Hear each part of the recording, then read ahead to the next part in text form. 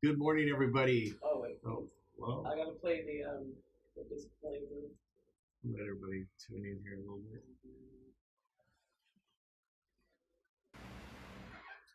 I'm gonna go ahead and turn on the lights. We are good to go. Good morning, everybody. I'm Lance McHan, and this is the Lance McHan Show. I'm with Tamera Aragon. She's a real estate investor and house flipper and coach. Yes. Perfect. Perfect. Good enough. So good morning. How you doing? I'm doing absolutely fantastic. So with over 400 homes flipped in how long? 2003. 2003. I would say she's a bit of an expert. Could be. Yeah. So the question that is begging to be asked is it just like we see on TV? No. Really? Nothing more So I don't get to frustrating, show up in a actually. suit and I can't even watch and knock out a wall? I can't even watch those shows. I'm a twin brother. Does that count? No. Yeah. No. Nothing even close to the same. So I've seen some of your work, and that's how we originally met. I met her. I was doing a sale to Robert Mosqueda, a friend of mine, and you were the investor.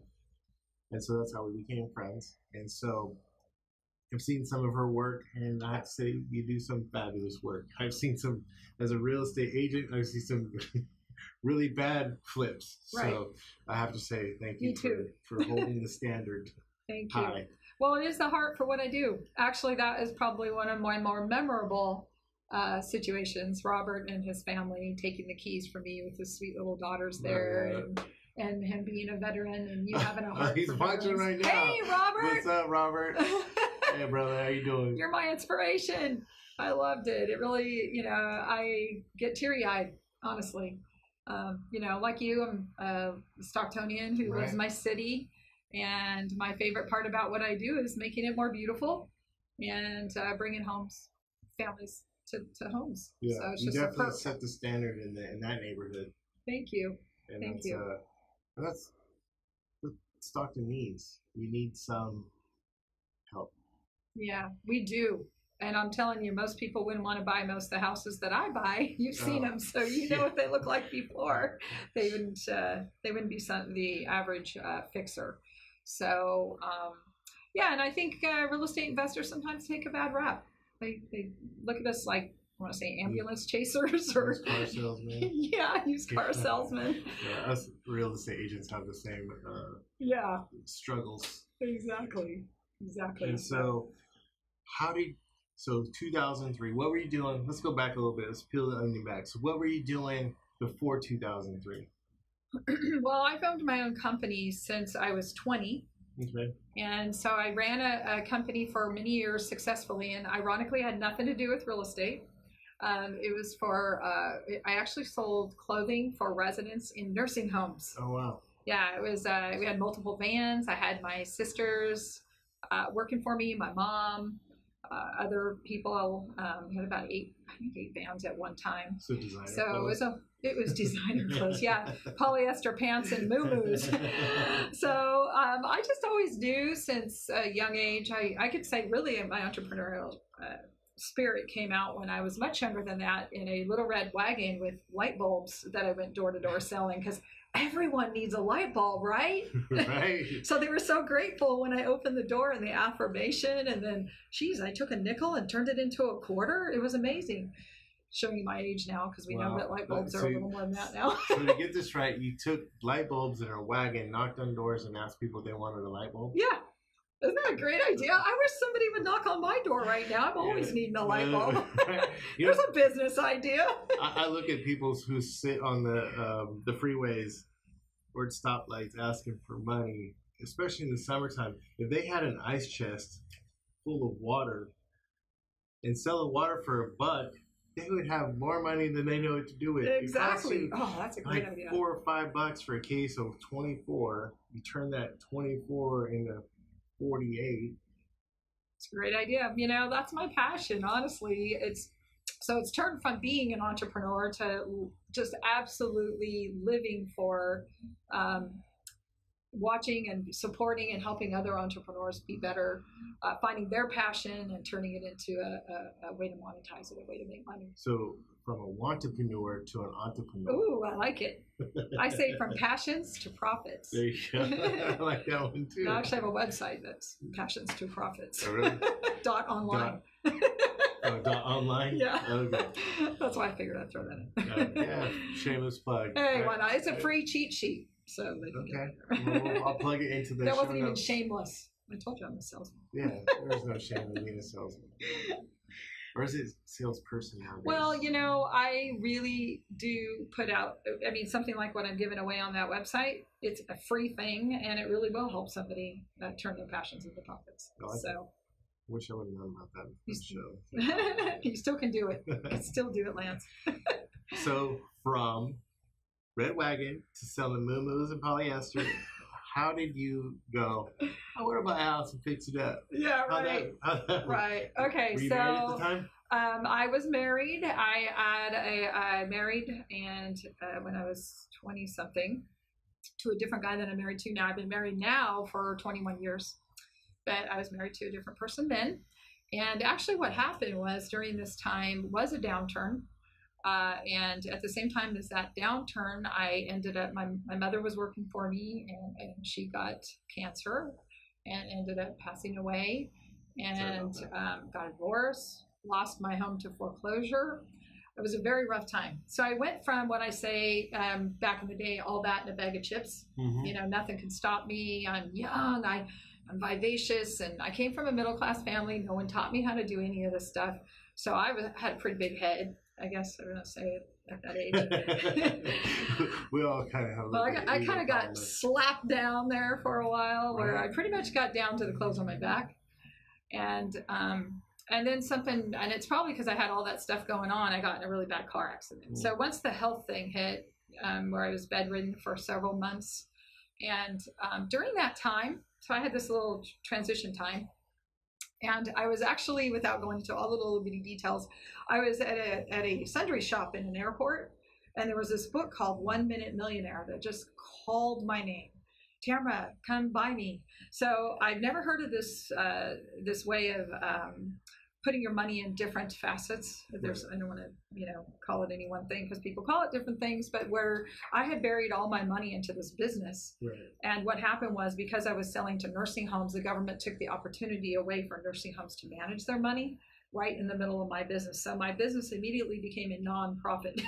Wow. Because it was really a great business where I would bring clothing in, allow people to shop that couldn't get out. So it was a really good give back. At the same time, it was profitable.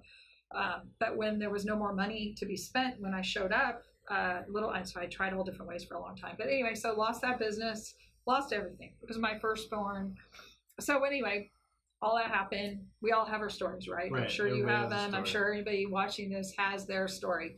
So I picked out this book, and it was written by Mark Victor Hansen and the Nothing Down guy, Robert Allen. Mm-hmm, yeah. Okay, so they put this book together, and I found out right after reading the book they were going to be just in Los Angeles up the road at a conference.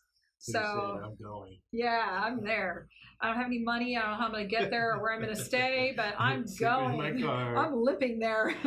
I'm just kidding. So I did. I went. And actually, ironically, as soon as I showed up, Mark Victor Hansen was having breakfast right where I was at, and he gave me a hug. And I was just like instant first, just admired him greatly. I'd always been into personal development, but at this point I was really looking for something. So they get up on stage and they do what they do at these things. What do? They sell.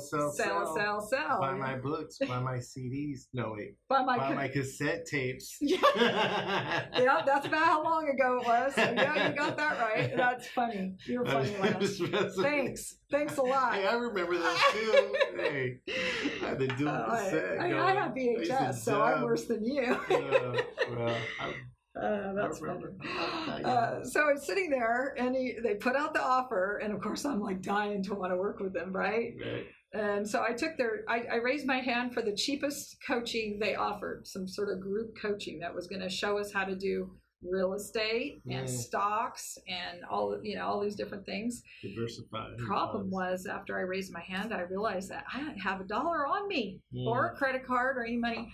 So I actually picked up the phone, and I tell a lot of people that I charge now for coaching. It's the best move I ever made.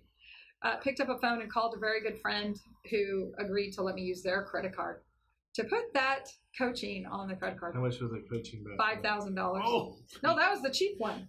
No, there was a 5, a 10, and a 50. I picked the cheapest one they could offer. Wow. Best move I ever made. Best move I ever made. I know, not one, because, okay, so let me tell you how it all ends now, right? So I do this group coaching, and then I actually have my only big job at this time, working in the yellow page industry, which gave me some flexibility. But it still took about I definitely, out of the ways that they talked about making money, real estate was the one that I most identified with. Yeah. Having just gone through what I did in foreclosure, no one came and knocked on my door. No one told me there might be a way out. No one helped me through that situation. So I lost the house to the bank. And my passion in working with people like that isn't to take their house by any means. In fact, I wrote a book. It's out there. Y'all can buy it. Avoid foreclosure following the SMART Steps plan. Because I had a heart for helping people get out of foreclosure and not just sell me their house. But if they do need to sell me their house, I'm going to give them a fair price. And so I ended up sending out letters, handwriting them, because again, I'm still on a budget, knocking on doors. So one of the guys that got one of my letters, I actually put a little cross at the bottom of the letter, and he said he held on to it and had ended up calling me he thought he was going to get out of it, like everyone does. Sometimes they can't. So he pulled the letter out of his drawer and called me and said he kept it, because I always put "I'm praying for you" on the bottom of the letter. So he kept it. It inspired him. And when it came around with all the letters he was receiving, I got the phone call. So this was my first opportunity to actually sit with somebody who was really in foreclosure. And mind you, again, I wasn't sure I was going to pay for this house that I was going to go talk to him about. But anyway, he calls me, and I did everything I was told to do, and I had a contract and knocked on the door, and he answers the door, and the house has no electricity on and a pretty bad smell coming out of that house. Oh my gosh. And he looks so sad. So I came in the house. I don't know if that was the safest thing to do, but he was actually really nice. I sat on the box in the middle of the living room that had graffiti all over the walls. And I just said the magic words that every person that ever wants to work with anyone should know. What are they? What do you want? How can I help you? Right. And then just listened. He said he wanted $20,000 over what he owed. I asked him how much he owed, and I wrote the contract up for that amount because I'd already done my research and I knew that that was a fair price. So he literally, and this is no joke, this isn't like a movie, you know, the shows, this is true story. So then he stands up, he's got the keys to the house in his hands. No joke, Lance, you know this isn't how it's supposed to work. He hands me the keys to his house. All we have is a contract. And he says, I have a car in the driveway. You can also have that. Call me when I can pick up my check. And he walks out the front door. Wow. So I'm standing here in this graffiti-filled, dark, urine-smelling house with a car in the driveway, keys in my hand, and a contract, trying to figure out what's my next move. Exactly. Like, what am I going to do? And my $5,000 coaching didn't give me the kind of coaching where I get to call somebody or email anyone. I just kind of was on my own. So I called a very good friend of mine who you might know. Her name's Michelle Brigade. And this was the beginning of a long partnership. Because she came in and she brought her husband and we brought the kids, and we cleaned that place up before we owned it. Let me just say that wasn't probably the smartest move. Right. Stuck a sign for sale by owner on the front lawn before I owned it. Don't do this. This was back in the day. Things were a little looser back then. Nowadays. And the market was just starting to turn up. And we ended up doing and I did something else that's completely wrong. I mean, I did so many things wrong, it's not even funny. We didn't put $1 in escrow. I did take it to the title company, and they handled it, but I never put my money in. EMD down. Yeah, my $1 that I promised him. By the way, let me just say what I was taught from the Nothing Down man. We don't do that now either. Yes. It's a little more on earnest money. Yeah. Yeah. So for those of you not in real estate, you don't know why I'm rolling my eyes and laughing, but these are some pretty big faux if pas. you don't put the money in, you don't have a valid contract. Exactly. And I'm fixing up a house that I don't own. And then I'm selling a house I don't own. Had you put the dollar in, it would have protected you. Yeah, but guess what happened? Somebody came in and bought the house that I didn't own. So the money went into escrow to buy the house. At the same time, that money went in and bought the house that I didn't own. So I didn't have to come up with $1 to buy that house. So I sold the house. It's called the double closing. I didn't even know what I was doing. I didn't know I was doing what's called. Allowed these days? I don't think they're allowed. I don't think so either. I don't think so either. Well, they are. I shouldn't say not allowed. Some title companies do that, but I don't. I don't do that. The market tanked in 2007-ish. All this creative stuff just got sent out the back door. Oh my gosh. I had got together with a guy who was telling me about short sales. I was a real estate appraiser. He needed my skills to appraise property, but I wasn't appraising. There was nothing to appraise. Yeah, right. So he's like, hey, let's do this. We were working with the bank. We're like, we're going to do these double-ended closes. And the title company's like, can't do those anymore. Yeah. Why not? Well, some people will tell you can't do a lot of things that you can do, but it just depends on what title company you use. True. So without going into all that, because I still do assignments, and some title companies won't and some will. Right. It's called wholesaling. It's a famous word now, but it's just selling a contract.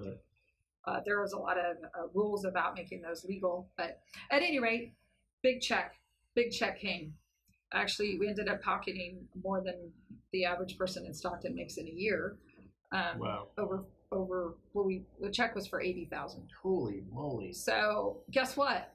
I was all in. He was addicted. Yeah, me and Michelle, we had a good time for a couple of years. Paid him the 20 and split 30. Yeah, no, everybody won. I mean, I gave him what he wanted. The family moved into a beautiful home. Everything. If there's not a loser in this situation. No. And I didn't know the market was going to turn and do that. I mean, that was fantastic. We sold it in like 2 or 3 months. But again, not knowing a darn thing. So, but once you get through that first, that's like an encouragement. I mean, just to say, like most of the people that I coach, and I coached over 72 investors last year. Right. The first contract is the hardest one. Once you do one deal, it's like you're in. You can do it. It's hard for us real estate agents because we're bound by fiduciary responsibilities and all this other stuff governed by California. Yeah,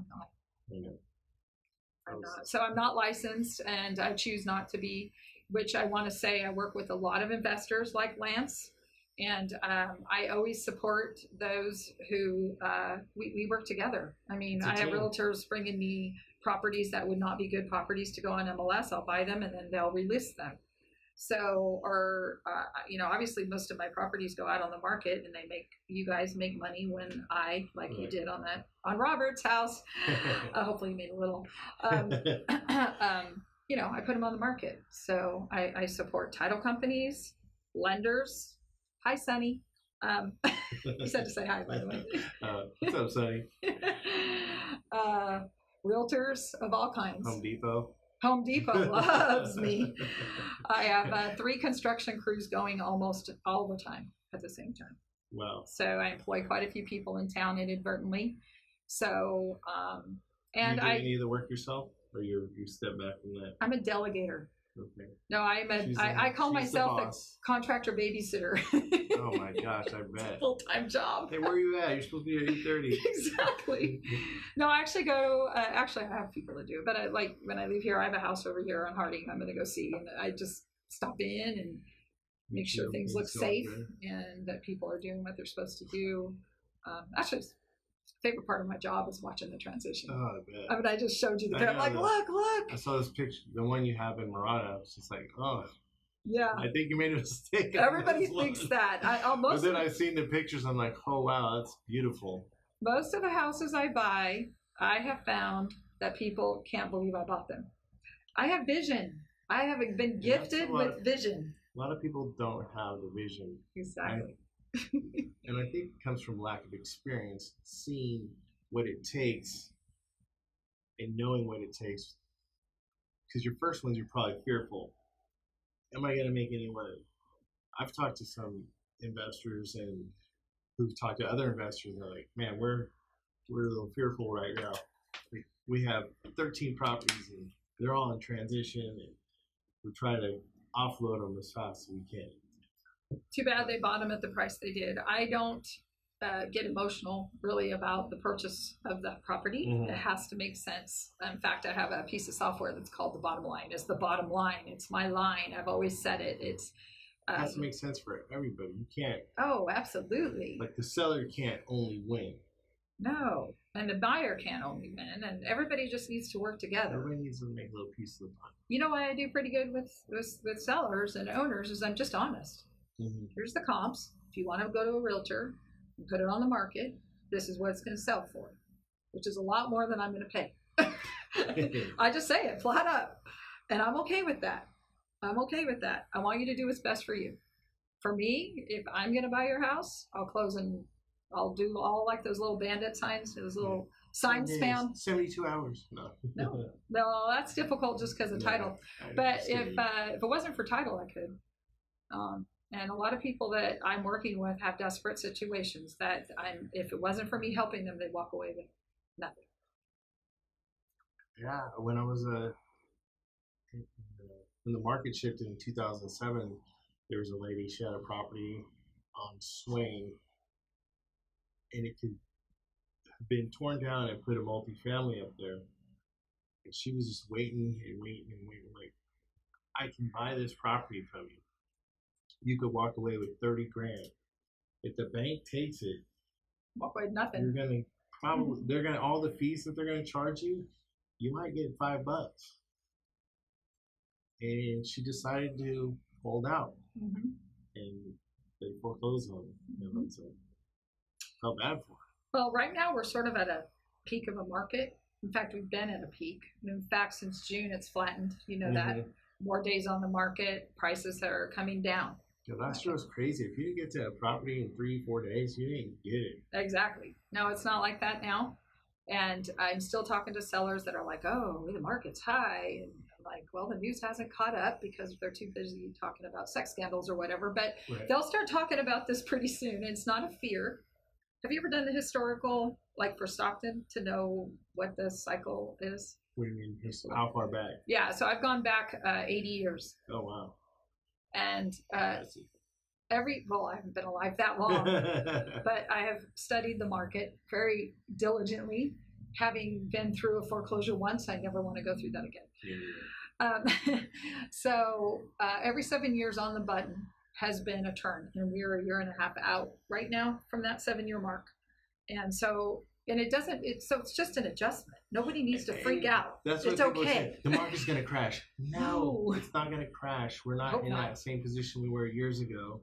People are employed. People are working now. Great. More people are working now. The market's just going to adjust a little bit.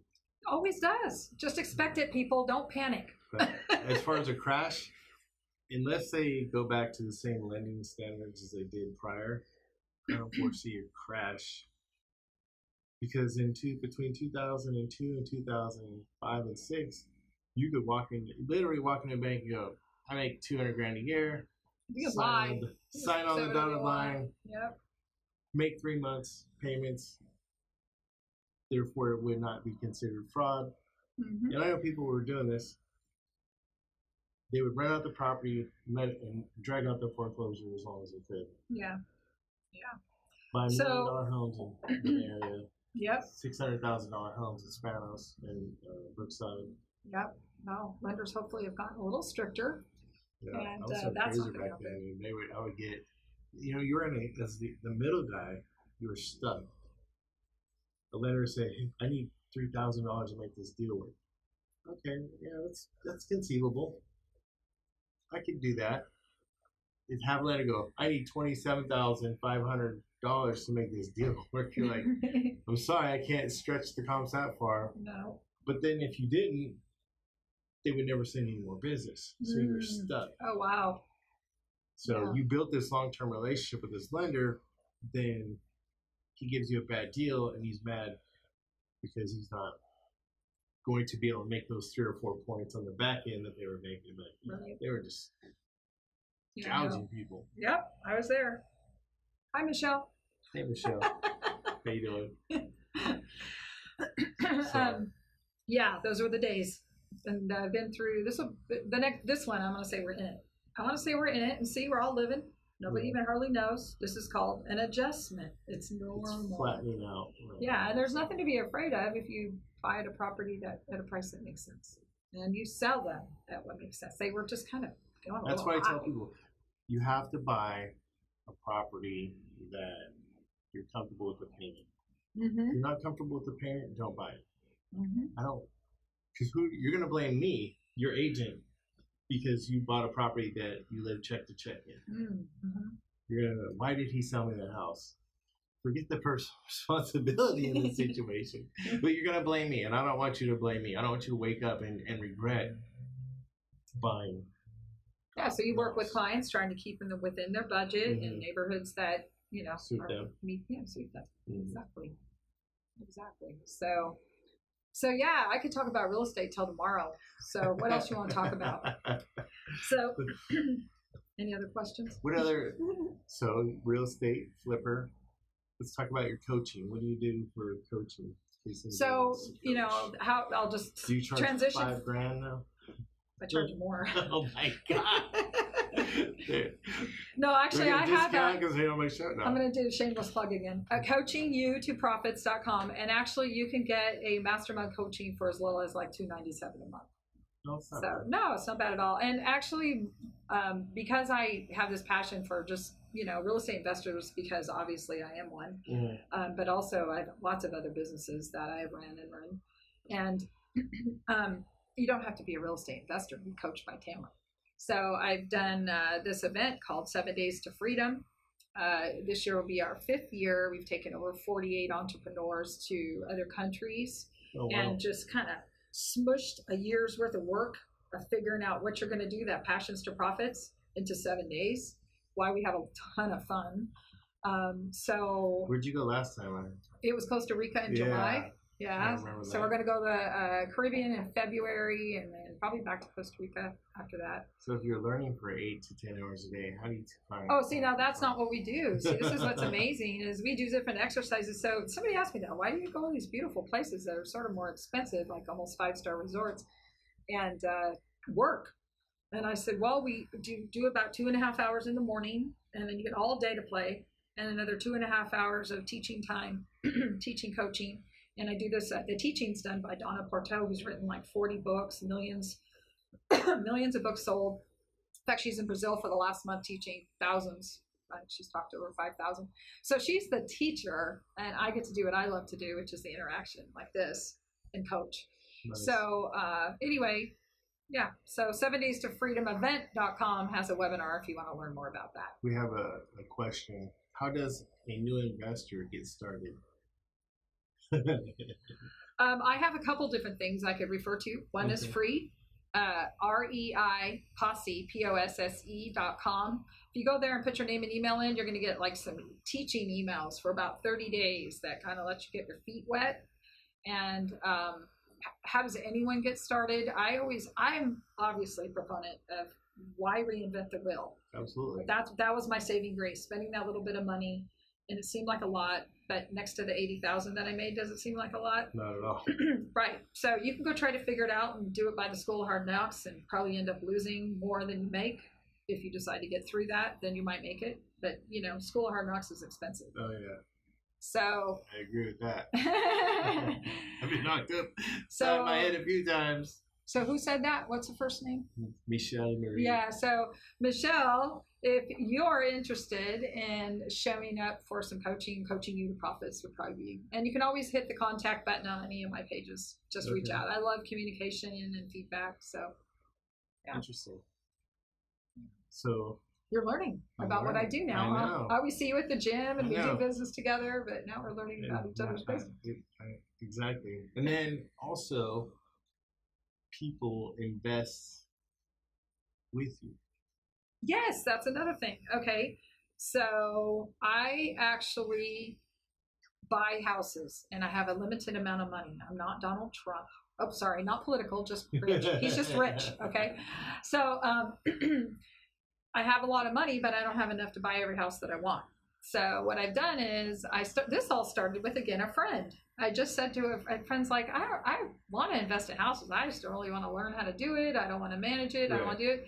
So I said, well, why don't you just give me your money and you could become an investor without having to do all that hard work. So I have made her a lender of sorts, because legally I'm not able to do anything like that. I can't take people's money and invest it. I'm not licensed to do that. But she was able to loan me money, and then we just split the profits. So now I have lots of, and then she told another friend, and another friend told another friend. And so people have been asking to be a part of my real estate deals. And I just will say this, that I've never lost in Stockton or San Joaquin County or anywhere local. My only big loss was during the downturn, and it was on a builder situation where I lost big because I invested for the future, which I never do now. Never put money in a house counting on it to go up because of a market that's going up. So now I've learned my lesson. Speculation. No speculation at all. In fact, I buy on current market and back up in my mind always cash flow if I have to rent it. So so far that hasn't happened though on my designated flips. Yeah, 13 years, never in this area. So the investment project, was that a condos build out, or was it was huge, and it was in an area I didn't know in North Carolina, and I got involved with a builder. I actually was involved with lots of builders at that time. So how I grew my business back then was I got to know builders, because then people were building. As you know, we're not doing a lot of that right now. So we need to. Yeah, we do need to. But because I would go in with a earnest money to purchase a bunch of houses from a builder. Okay. And guess what was happening at that time? Market was going up. So I'd have all these contracts for houses that were going up, and by the time they were done, I was able to sell the contracts. And the builder knew up front, it was all disclosed, if I didn't want to buy them. And some I bought, some I didn't. Well, that worked until it didn't. Until the crash. I know. When Brookside just started, I was like, I can buy a house here and then sell it when it's done and make 30 or 40 grand. Right. That's what we were doing. And it worked okay, but I've learned my lesson and don't recommend anyone buying on speculation, because you just don't know what the future is going to be. Even the homes, I know a guy in Lodi, he works for a builder, and they were like, we're having to lower the prices. They were pushing, and now they're pulling back a little bit. Mm-hmm. So and pulling back is a sign of the times. Somebody wants to know, can they use their IRA to invest with real estate? Oh, yeah. Did you know that? Mm-hmm. Yeah, they have what they call checkbook IRAs. There's companies that manage. So you could take your current IRA and move it over to a company, which I have like a couple different names of companies that manage that. And now your money's in your IRA still. And several, I have like three of my investors. Yeah.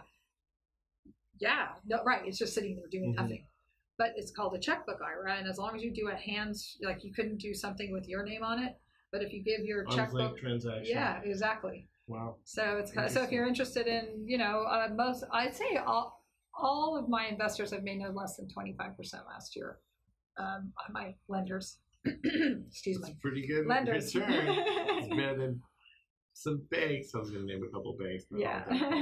Well, it's hard to make that much money consistently. And for the last 3 years, that's what my investors have averaged. What's the minimum you require? 20,000. 20,000. Ouch. That's nothing to buy a house. To invest with you, though. Well, if you had your IRA, it's just sitting there making 3% or 6% or whatever, 8, maybe 10 if you're good. So. That's pretty good. And I guess I never could understand. I'm sorry, my stock friends, my stock loving friends, but why would you invest in something that has no asset base to back it up? So if you give money to a house like you would with me, your name's on a lien. You own part of that house. So as long as real estate's one of the most valuable long-term investments you can ever own.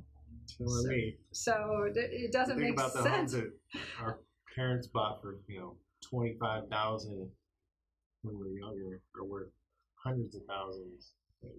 So why would you spend $20,000 on a piece of paper that has no asset back to it at all? Could just gone. evaporate. Just like that. Like Enron. Yeah. Well, like it happens. I mean, I'm all about just diversifying. Don't get me wrong, but You don't I'm invest just in the stock market at all? not much. Why would I? I mean, True. I'm a real. I mean, If why would you would have bought Google, you would have been doing pretty good right yeah, now. but there's a lot of risk, and I feel like with real estate, it'll go down for a while, but 100% of the time it comes back. It's never not come back. Look at real estate. Has it ever I know not it's pretty. come back higher? So it's like this, you know. in higher. 2009 and 10, you could have bought a 3-bedroom home for in a nice neighborhood for about 125 to 150. Double that now. It's probably worth 300,000 right now. So if you're in 8 years. I think a long-term strategy for that is very wise. So I do have some long-term holds, and that is my retirement. I thought so too until the market crashed. Yeah, but then you just hold on to it. That's why you I have to wasn't buy. able to hold on to it. That's the thing. Because you didn't buy for cash flow. True. That's right. I didn't have enough cash flow, and I didn't expect the people that were renting To leave. to lose their jobs as well. Exactly. It was a And tough. so, See, the crash. That is why it's called the yeah, crash. the crash. That was tough. Yeah, 'cause that's an anomaly, I was and in I'm it hoping it for doesn't the happen long again for a term. while. I was like, I'm just gonna ride it out because when this We all comes tried. back, Yeah. I was trying. I'm like, Mhm. okay, I can't do it anymore. I'm Mhm. spending my savings, and I Yep. was just like told the people, like, We all suffered in that. 'cause they're like, I don't know if can't hardly pay rent, I anyone. lost my job. No. All of them. Like it seemed Yeah. like overnight. I'm like, oh. Yeah. Well, we pray that doesn't happen. But even in stocks, you would have lost. So it doesn't matter what you were involved in True. at that Very time. true. It was just a tough time. But we're not there now. The economy is not even close to looking like it did then. So, how do you see the economy from an investor lens? How do you see the economy Right now? Yeah. It's booming. It's a booming economy. The houses I just told you are adjusting, Yeah. which no one can understand because we have not enough inventory. Prices are leveling. And It's a weird time because it we're going is. into the holidays. People are like, what's going on with the market? It's kind of hard to pin it. We're going into the holidays, which is typically a slow time for real estate. People are kind of hunkering down for the winter. They got the holidays coming up. They want to spend for the holidays. Mhm. Interest rates are creeping up. This isn't the best time of the year to put your house on the market. No. Interest rates are creeping up a little bit. People are kind of leery. They don't know what going to do, so people are kind of hesitant. So Yeah, January, February, we'll see how it. how it all pans out. Yeah, it's really Yeah. good. Pending no natural your- disasters, which have happened all around us. I'm Oh, so those sorry. fires, man. Been praying Oh my for anybody gosh. who's involved and knows people, and pray for your families. That was just so sad. It's all sad. But pending no natural disasters like that, or some unusual, The Orville horrible, Dam breaking. yes, Just saying. Senator Brown, get busy. any of that weirdness, I'm pretty sure that the market will just do its normal little adjustment. You might not even hardly notice unless you're in the business. Yeah. That's what I'm hoping happens. Obviously, we all hope for that. I don't see. I agree with you 100%. Pending no natural disasters or Which can happen. anytime. Yeah. If you can't live tornado. like that, I don't live or like that. something. Yeah. You go until you don't. And just be smart. I mean, if you're going to become a real estate investor, make sure you're buying smart. Make sure you're buying based on current comps of sold and pending properties. I always used to And a go comp for is, not everybody knows what a comp is with you. Yeah. You want to tell Go ahead. them? A comp is a comparable sale, and what we do is this is the way I do it. I don't know. No, that's how you do it. Yeah. So if this mic is the house, I start close and I broaden my sphere until I find comparable homes. Your neighbor's home, which is a 5-bedroom, 2-bath home, isn't comparable to a 3-bedroom, 2-bath home. So people go, my neighbor's house sold their home for $385,000. I go, okay, but it's got 2 bedrooms and 300 square feet larger than your home. It's not comparable. Exactly. Thank you. And so you start. Make a little video. And Yeah, right. hand So, that to all the sellers. I start small and expand my circle until I find like properties. And a comparable is a like property. And if there are no comparable properties, then that's when you start making the adjustments. Go out So farther, go out longer. try not to cross a main street. People always ask me about Zillow. What's your feeling about Zillow? Well, I never use a Zestimate. What? But I do, yeah. What?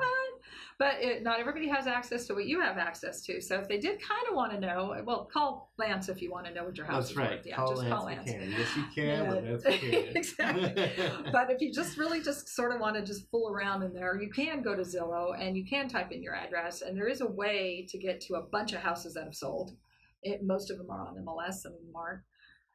And you can find like, there's a comp and it's sold like in July and it looks like it's about my size. So you can sort of do it by hand, but make it easy on yourself. I always tell people plus or minus 20% is a safe, because when Zillow came out and how Zillow works is they aggregate the sales. Estimates are stupid. And average price per square foot. So for a year. For the last year, there's houses sold in January for they're calling a comp. Right. So the crazy thing is, country club properties. Right. They would go out and pulling comps from Brookside. Mm-hmm. So people were in country club like, my house was $400,000. Oh, like, yeah, no, sorry, it's not. Yeah. That's because Zillow's pulling the cost per square foot in Brookside, which is really quarter mile away. Oh, not even close to the same neighborhood. So it's not even the same neighborhood, not even the same house. And people are like, my house was $400,000. I'm like, sorry. So you have to look at the individual. If you're going to use Zillow at all, go to what has sold individually. I mean, again, use a professional. That's my recommendation. It's a love-hate relationship with Zillow. It really is. What's that question? Is that a new one or is that? What is your biggest learning lesson and what is your biggest win? Well, my biggest win was what I just told you about, probably. Actually, I had a really good one, like last month. A big win? Yeah, I had a really big win. A guy had owned a house for 4 years that was vacant in French Camp, and I was just going to assign the contract on it because it was really bad. It was on acreage, and I had a contractor go in, which I always do. If you're an investor, you want to have professionals. Yes. Crawl the roof, check the attic, check the foundation, check the electric, check the plumbing, and he's like, "There's nothing wrong with this house. It's just ugly." Surely it's ugly. I mean, it's just like down to the bones, ugly. It's been just torn to shreds by homeless people. So I bought it, and it was a bigger win than my first deal. Wow. In this market. But you know how difficult it is right now as high as properties are. So that was a good win. I had one on Solari. It was like 100. We marketed at 105,000. I had to take off the market. It's a probate in foreclosure. It's a mess. Oh wow! But people are like, I want this house. I had like 20, 30 calls on this, and I was in contract with a guy. He's like, I don't know, like.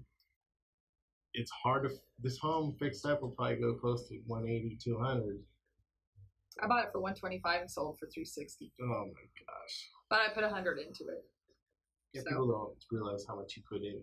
You specifically. And I know a couple of good flippers who it turned out beautiful. Put some good money into properties. They don't cut corners. And that's the biggest thing is you're going to look like, what is that? Where's the craftsmanship? There's no pride in your work. Pride in your work. Yeah, there's a lot of pride in my work. Because I know there's a family moving in there. Yeah. I would not want to live. And in fact, I've had people come back afterwards and say, for instance, I had one I sold, and we never plug in a washer or dryer, right? So we wouldn't know if plumbing's plugged. And they even had inspection and everything else and didn't show up. So afterwards, they started the washer and immediately the plumbing backed up. So I sent a plumber. I took care of it. I mean, it was not my obligation. With me and Robert, there was an issue. I forgot what it was. Oh yeah, I did. I don't remember what it was. I think it was a heater. Some silly little thing that we wouldn't have known. But I'll take care of it. I just don't ever want. The heat exchange, the manifold had cracked. Oh yeah, that was terrible. But I took care of it after the house sold. I know. So see, I'm not one of those cheesy people. That's why fixing things wrong. We're friends. Like, I respect your work ethic and you're treating people fairly. Yeah. And then plus, I see you at the gym all the time. Yeah. Saw you this morning. You know, I think that a good morning regimen starts a person's day right. I think to me that's my most important part of my day. Working out? No, not just that. I think just the morning. Half an hour alone, and I want to say I pray and do Bible and eat a little oatmeal and have a little something to wake up. But just a half an hour meditation before you just hit the ground running. When you say meditate, do you mean like meditate? No, I pray. I pray and I have a little Bible study I do at my kitchen table, and just soak in the day. Think about here's what I do. What 3 things am I going to accomplish today? 3, not 100, not nothing. Hey Zeta, how you doing? Isn't that, I mean, how many people wake up in the day and feel, how many, if anybody listening, or have you ever felt at the end of a day when you woke up in a day and you said, I'm just going to see where the day takes me? And then the day ends and you're laying in bed. That was this weekend at Disneyland. Oh, that's different. You're on vacation. I'm talking a work day. I'm talking a day, a productive day. But then the day takes you, right? The phone starts ringing. Oh my gosh. Yeah. So you lay in bed at night and you go, I just wasted a complete, and then you're just disappointed with yourself.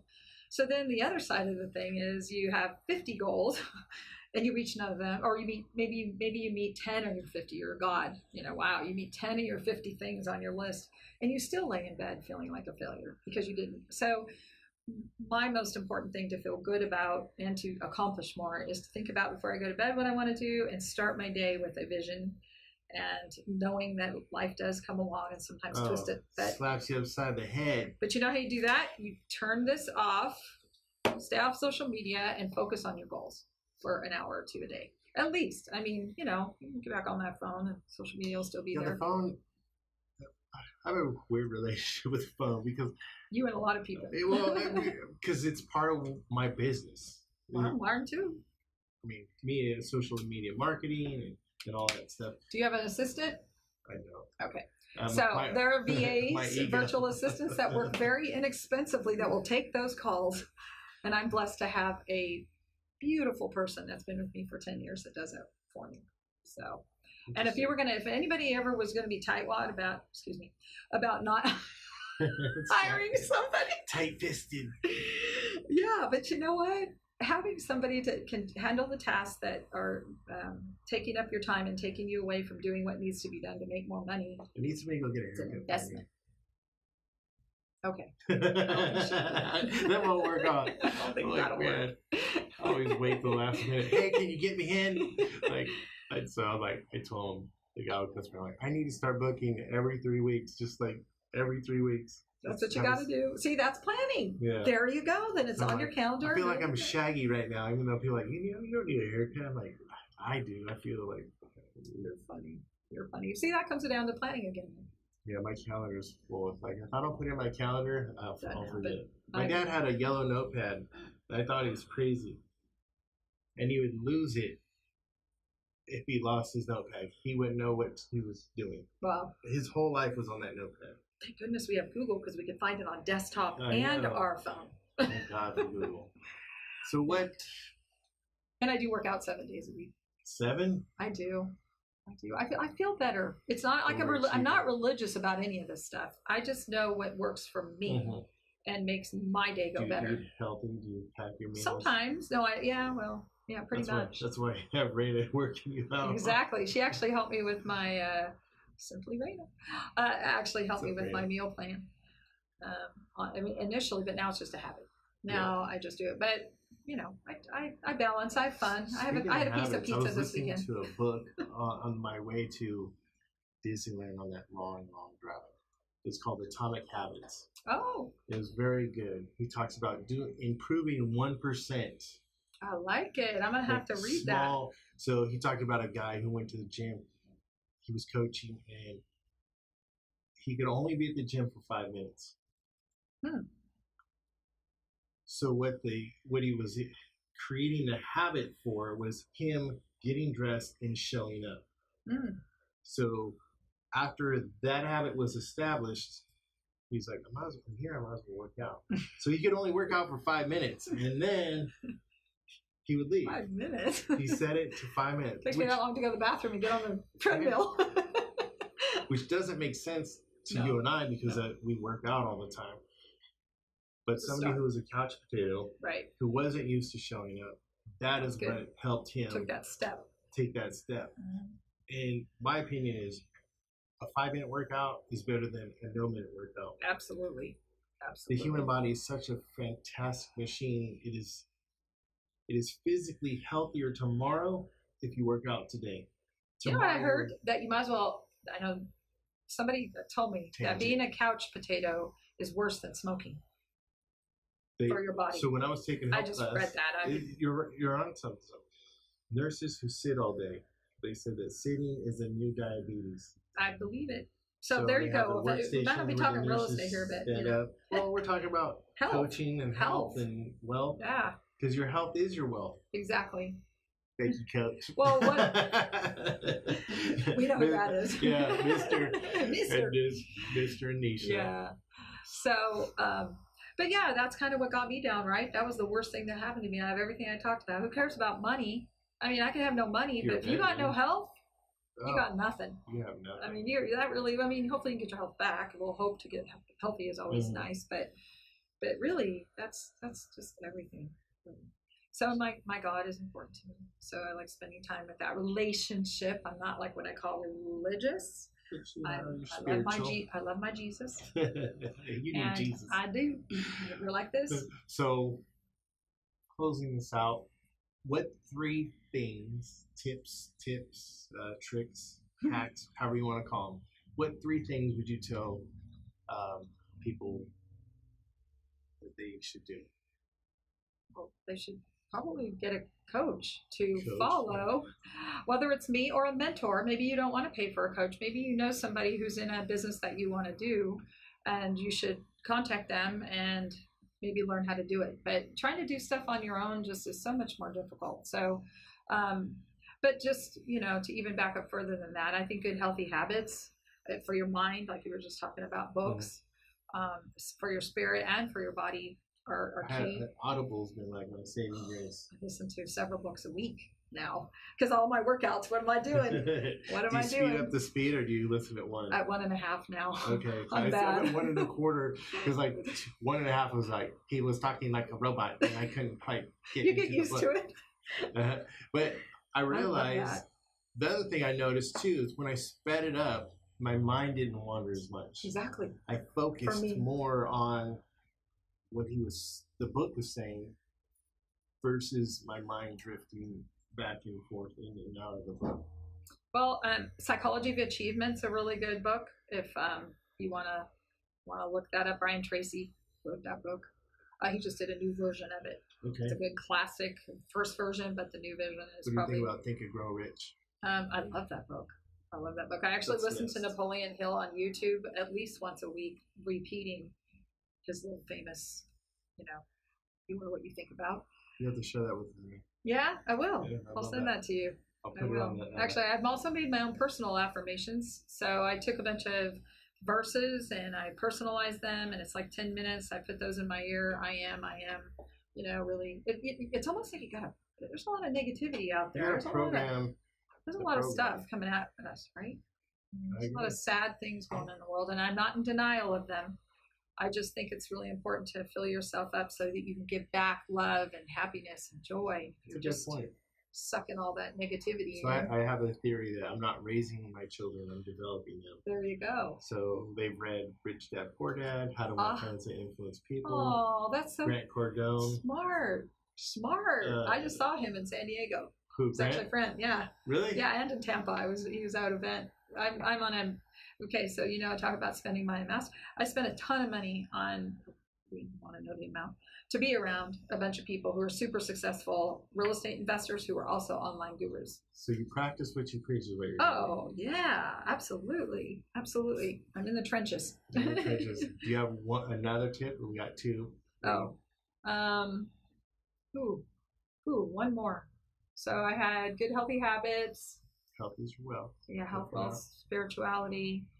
Get a coach. Don't try to figure it out on your own. Oh gosh, what's one more?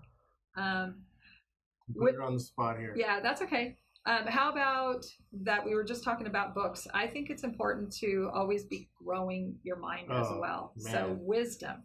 You want to have wisdom, and the only way to get wisdom is to feed the beast. Yeah, you have to actually work at that. So easy to sit down and be brainless. Library in my phone of Audible. Oh, yeah. It's great. Sometimes I get bored with the book. We should start sharing. Now that I know you like that, I will start. And we both like, growing and learning and educating in the same industries. You do a podcast too. Jordan Harbinger is one of my favorites. Oh, okay. I do quite a few. Eternal Leadership is one that I really like. It's really good. What'd you say yours was? Jordan Harbinger. Okay, you're gonna have to share. Joe Rogan, I like Joe Rogan, but gosh dang, his show's like 2 hours long. Oh no! I'm like, I can't do 2 hours. Not even at 1 1/4 speed. What is wrong? Yeah. Podcast, you could do that. Yeah, he does have podcasts. I always watch him on YouTube because then they condense, they take out snippets of the good parts, and so I watch a 10 or 15-minute clip of Joe Rogan when I'm making breakfast or always doing something. Yeah. Sometimes though, somebody told me recently, and it's actually I'm really working on it. So give your brain a break and listen to your brain. Even Earl Nightingale talks about that. I call it mindless work. Yeah, well, just like wash your car. Put your phone away. Exactly. Go out and wash your car and just be with your thoughts. I call it mindless work. Or work in the garden or something to that effect. Clean the house. Yeah. Something where who wants to clean the house? No, I have a horse. I clean my horse. So put the phone away. Do that mindless work to be with yourself. And I think that's the important part. She's saying something again. Oh, Michelle's saying, thank you for all the great tips. Oh, you're welcome. Thank you. Michelle. Appreciate you. We do. So 7daystoFreedomEvent.com. I want you to go there if you're interested in coming, because I have till Friday where I have to give a count for my February Caribbean event. Okay. And I think it'd be really fun. And even if nobody wants to come to that Caribbean event, it's a really good free webinar. Okay. So 7 Days to Freedom event is a free webinar that talks about how to enjoy what's most important to me and you. Definitely me. So it's why I do everything. Freedom. I want time freedom. The flexibility to choose my time, my place, from where I want to work and what I want to do in a day is freedom. And that's what it talks about. So awesome. Thank you, Tamera. Tamera. Camera with a T. I know. What we say? Lights? Camera. Tamera. Action. Thank you very much. Thank you for having me. Thank you so much. Join me next Wednesday. I can't remember who my guest is going to be, but I'll post it up here. Thank you, everybody, for tuning in. I really appreciate all the comments and everybody tuning in. And remember, yes, you can.